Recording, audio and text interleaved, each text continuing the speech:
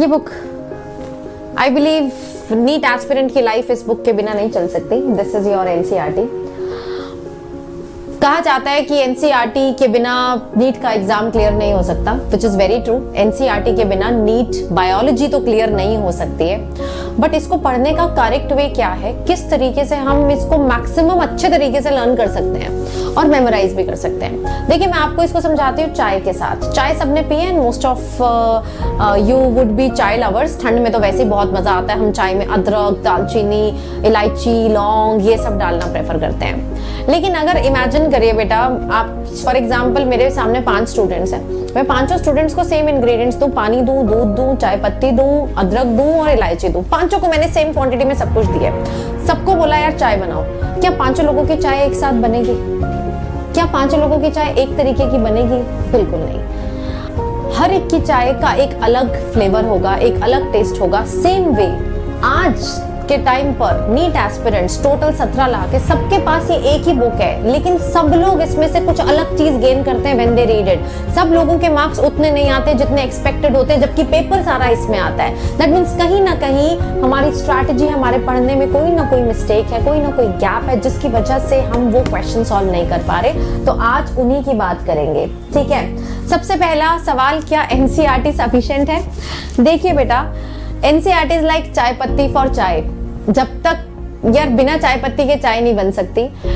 चाय को अगर अच्छा बनाना है चाय पत्ती के साथ, तो हम इलायची डाल रहे हैं, दालचीनी डाल रहे हैं, अदरक डाल रहे हैं। तो वो जो एक्स्ट्रा नोटबुक्स हैं, रेफरेंस बुक्स हैं, नोट्स हैं, ये सब क्या है? वो एक्स्ट्रा एलिमेंट्स है चाय को और अच्छा बनाने के लिए, लेकिन बिना चाय पत्ती के तो नहीं बन सकती। सो एनसीईआरटी इज डेफिनेटली मस्ट। आपके साथ आपके पास एक अपडेटेड एनसीईआरटी होनी चाहिए, जो जिसमें सारी न्यू एडिशंस हो। पुरानी, बहुत ज्यादा पुरानी, 5-6 साल पुरानी एनसीईआरटी मत रखिए। अगर आपके पास पुरानी है तो नहीं खरीद लीजिए। दूसरी चीज, मैं 2 कैटेगरीज के स्टूडेंट्स के साथ यहाँ पर बात करूंगी। कैटेगरी 1, जो बच्चे सेल्फ स्टडी करके पढ़ते हैं, जो उस टीचर से नहीं पढ़ते हैं जो आपको हैंड रिटन नोट्स लिखवाता हो, this is category 1। Category 2 is that type of student जिसके पास एक ऐसा टीचर हो जो उनको क्लास के दौरान एक अच्छे नोट्स प्रिपेयर कराता हो, जैसे मैं कराती हूँ। जो बच्चे मेरे से पढ़ते हैं वो जानते हैं we do most of the things hand written एंड उनके पास प्रॉपर नोट्स हैं। कैटेगरी 1 की अगर मैं बात करूँ, जिनके पास वो टीचर नहीं है, उन लोगों के लिए द स्ट्रैटेजी इज कि आप एनसीईआरटी जब पढ़ें तो NCERT is a paragraph form. चीजें बहुत ज्यादा कंसाइज वे में लिखी हुई हैं। कई बारी चीजें हम स्किप कर देते हैं जिसमें से क्वेश्चन बन सकता है। तो आप लोग जब भी एनसीईआरटी पढ़ें, अपने पास एक कॉपी, एक पेज उस चैप्टर के लिए जरूर रखें। फॉर एग्जाम्पल, आपने एक टॉपिक पढ़ा, उस एक टॉपिक को यहाँ पर पैराग्राफ में आप अपने नोट्स में उसको फ्लोचार्ट की फॉर्म में, पॉइंट्स की फॉर्म में, डायग्राम की फॉर्म में, टेबल की फॉर्म में लिखिए, ठीक है।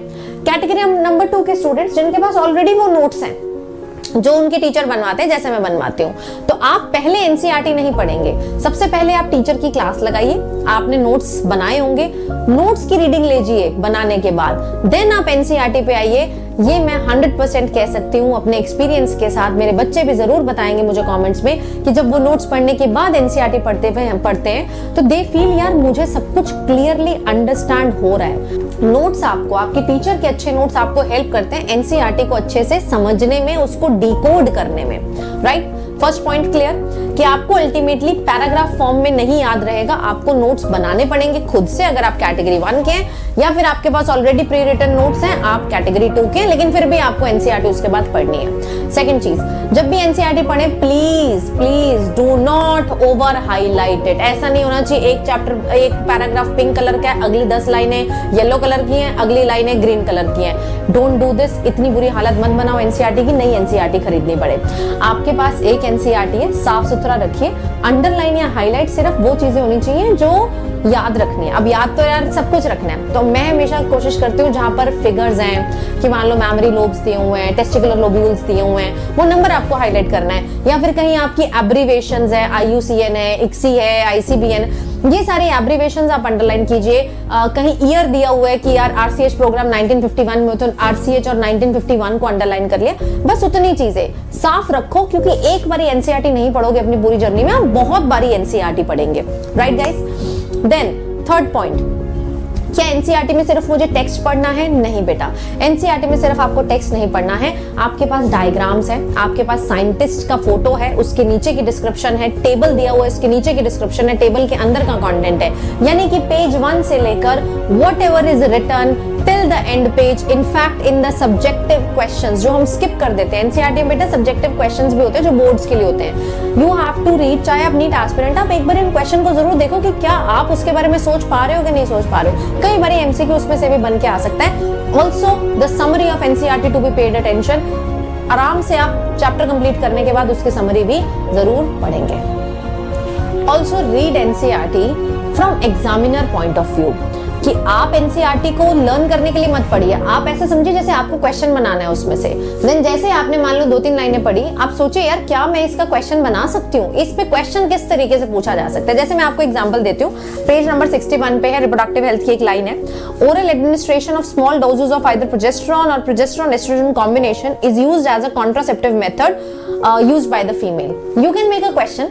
आपने लाइन पढ़ी, आप क्वेश्चन सोचिए कि मेरे को ऐसा क्वेश्चन आ सकता है that name the contraceptive method which is used by female in oral administration. तो उसमें क्या यूज होता है, उसमें आप ऑप्शंस बनाएंगे, प्रोजेस्टेरॉन है, प्रोजेस्टेरॉन एस्ट्रोजन है, या फिर ओनली एस्ट्रोजन है, इस तरीके से.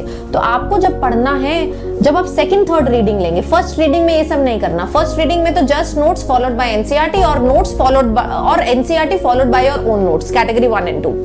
दूसरी चीज बेटा, जब आप थर्ड फोर्थ रीडिंग लगा रहे हैं NCERT की, जब आपको पूरे नोट्स आपके पास हैं, आपके पास NCERT आप 2 बार ऑलरेडी पढ़ चुके हैं, तब उसमें से क्वेश्चन फ्रेमिंग स्टार्ट कीजिए कि अगर मैंने एक लाइन पढ़ी है तो इसमें से कैसे कैसे क्वेश्चन यहाँ पर बन के आ सकते हैं. जब आप NCERT में से खुद से क्वेश्चंस बनाने लगेंगे तब यू विल फील कि हाँ अब मुझे 100% अंडरस्टैंडिंग है. एंड जितनी बारी बेटा इसको पढ़ोगे, हर बारी कुछ ना कुछ नया लर्न होता जाएगा. आता तुमको सब कुछ है अगर तुमने 2 बारी पढ़ लिया है, लेकिन मेमोरी में कितना रह रहा है वो डिपेंड करता है how many readings you are giving. And एक हैबिट बनाइए. यू नो, एक बच्चों की हैबिट होती थी कि वो रोज रात को स्टोरी सुन के सोते हैं अपने पेरेंट्स से, फिर धीरे धीरे वो हैबिट चेंज होती है, फिर वो स्टोरी बुक से रोज 3-4 पेजेस पढ़ते हैं. आपकी इन 2 साल में ये हैबिट होनी चाहिए कि रात में रोज मैं या दिन में रोज मैं कम से कम 4 पेजेस तो NCERT के पढ़ूंगा ही पढ़ूंगा. अगर मेरी 12th चल रही है क्लास में तो मैं 11th वाली NCERT रिवाइज करूंगा, अगर यू नो वाइस वर्सा. तो आप रेगुलरली एक हैबिट बनाइए कि 4-5 पेजेस मुझे रोज पढ़ने ही पढ़ने. मेरा रिचुअल है. जब तक ये रिचुअल नहीं बनेगा तब तक NCERT को पढ़ने की आदत नहीं आएगी. एंड डायरेक्ट NCERT पढ़ना जो कैटेगरी 1 वाले बच्चे हैं उनके लिए थोड़ा सा मुश्किल हो सकता है. इसीलिए आई वुड प्रेफर कि आप ऐसे टीचर को सर्च करें जो आपको हैंड रिटन इतने बढ़िया नोट्स देता हो जिसमें NCERT, प्रीवियस ईयर क्वेश्चन और सारे एक्स्ट्रा पॉइंट्स जो एक नीट एस्पिरेंट को 360 स्कोर करने के लिए चाहिए वो प्रेजेंट हो. So this is the way you read NCERT. ये पैराग्राफ है, कई बार ये स्टोरी की तरह लगता है एंड चीजें स्किप हो जाती हैं. इसको बेस्ट करने का तरीका है कि या तो आप टीचर के प्रेजेंस में उनके साथ नोट्स बनाइए या फिर थोड़ा सा अपना एफर्ट लगाकर हर टॉपिक में से उसको फ्लो चार्ट, टेबल्स इस फॉर्म में लिखिए.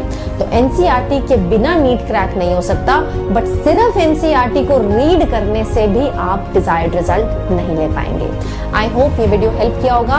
एंड जो बच्चे इस तरीके को, ये मैंने पहले भी बहुत बारी अपने स्टूडेंट्स को बताया हुआ है, अगर आपको फायदा होता है please give a feedback in the comment section. कहीं ऐसा तो नहीं कि मुझे ऐसा लग रहा है कि नोट्स फॉलोड बाय NCERT होना चाहिए एंड आपका व्यू पॉइंट कुछ अलग है.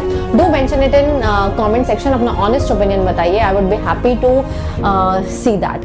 सेशन अच्छा लगा तो लाइक करिए, share it with your friends and do subscribe.